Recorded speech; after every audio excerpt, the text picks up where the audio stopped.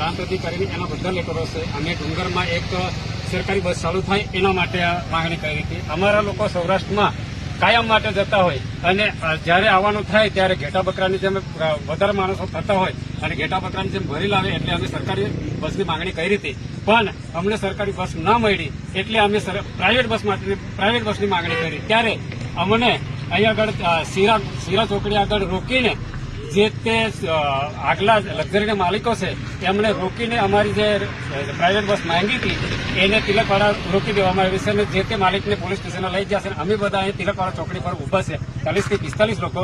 તો ખરેખર અમને આ અમારા તરફે અન્યાય થાય છે. અમને સરકારી બસ આપો કાં તો આ પ્રાઇવેટ બસ ચાલવા દો. અમારી એટલી જ માંગ છે. તમામ લોકોની આ રજૂઆત છે. કાઠિયાવાડથી લોકો એમ કહે છે કે તમે આ ડુંગરમાં એક બસ ચાલુ કરો. એક બસ ના આવે અને અમારા લોકોને ખૂબ તકલીફ પડે છે. એટલે આ જે જૂની લક્ઝરીના માલિકો છે અમારી જોડે અન્યાય કરે છે. અમે એમને કીધું કે તમારી બસ ચાલુ કરો ડુંગરમાં. ત્યારે એમને કીધું એ વખતે હા પાડી હતી. પછી પાછી રજૂઆત કરી તો કે હા પાડી હતી અને એ નસવાડી એમની બસ રાખે છે.